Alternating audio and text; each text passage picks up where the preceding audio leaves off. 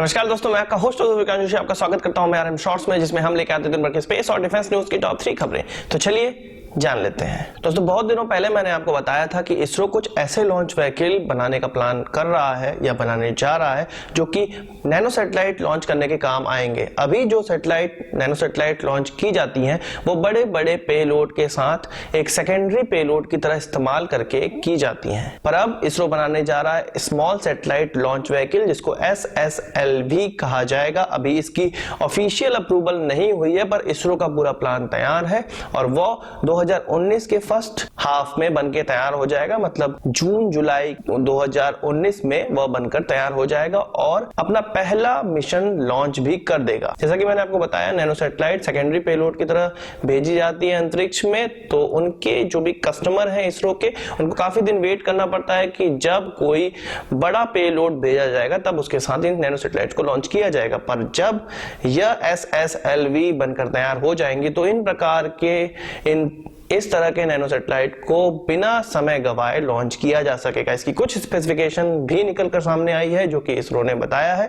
इसकी वजन की बात करें तो 100 टन की लगभग होगी, जो कि PSLV 300 टन का होता है। अगर ऊंचाई की बात की जाए तो 20 से 25 मीटर तक की इनकी ऊंचाई होगी, जबकि PSLV की ऊंचाई 44 मीटर तक की होती है। इसरो ने यह भी कहा है कि यह इसरो के इतिहास का सबसे छोटा रॉकेट होने जा रहा है, जो कि नैनो सैटेलाइट्स को या छोटी सैटेलाइट को लोअर अर्थ ऑर्बिट में यानी कि 2000 किलोमीटर की ऊंचाई तक भेजने के काबिलियत का होगा। क्योंकि समय के साथ साथ सैटेलाइट छोटी होती चली जा रही है और इसरो चाहता है कि उन कस्टमर को वेट ना कराया जाए, इसलिए इस प्रकार के लॉन्च व्हीकल का इस्तेमाल किया जाएगा, जिससे सस्ते लॉन्च तो हो पाएंगे और समय से भी लॉन्च हो पाएंगे, जिससे स्पेस सेक्टर में जितना भी बिजनेस है वो इसरो के हाथ से नहीं जा पाएगा। इंडियन एयरफोर्स अब उस प्रपोजल को एक बार फिर से पुश देने जा रहा है जो कि 2011 में स्टार्ट हुआ था, पार्लियामेंट के सामने रखा गया था यूपीए गवर्नमेंट में, और जिसमें लागत आने वाली है 5000 करोड़ रुपए, और आज तक 2017 तक इस पे कोई डिसीजन नहीं लिया जा सका। यह प्रपोजल था 100 जैगुआर फाइटर प्लेन्स के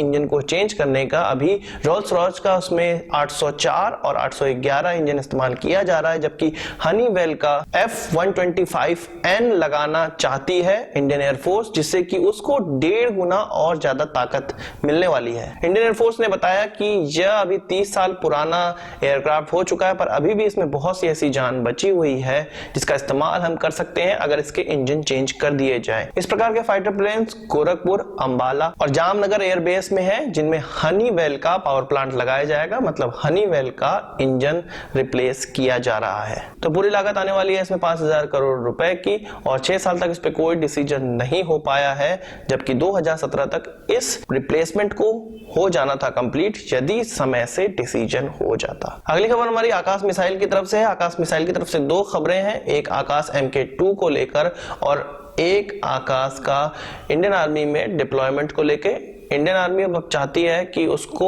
एक short range surface to air missile की तरह इंडक्ट करे भारतीय सेना में, पर DRDO ने इसको डेवलप किया था एक medium range surface to air missile की तरह से, और इसने अपना काम भी किया। लगभग 25 किलोमीटर तक के दूर के टारगेट को नष्ट किया, जबकि भारतीय सेना में Indo Israeli short range surface to air missile इस्तेमाल की जाती है। वो लगभग 15 से 20 किलोमीटर तक के टारगेट को नष्ट करने की काबिलियत रखती है, पर यह 25 किलोमीटर के टारगेट को नष्ट करने की काबिलियत रखती है। पर भारतीय सेना तब भी इसको शॉर्ट रेंज के सरफेस टू एयर मिसाइल की तरह ही इंडक्ट कर रही है, और अब DRDO आकाश MK2 पर काम करने जा रहा है, जो कि कैनिस्टर लॉन्च सिस्टम के साथ आएगा, और इसकी रेंज होने वाली है 35 से 40 किलोमीटर तक की, और यह एक ब्रिज की तरह काम करेगा 70 किलोमीटर तक मारक क्षमता रखने वाली मिसाइल और 15 से 20 किलोमीटर तक मारक क्षमता रखने वाली मिसाइल के बीच में। भारतीय सेना आकाश MK1 का एयर डिफेंस सिस्टम में डिप्लॉयमेंट करना चाहती है, जो कि किसी भी मीडियम साइज के एयर व्हीकल को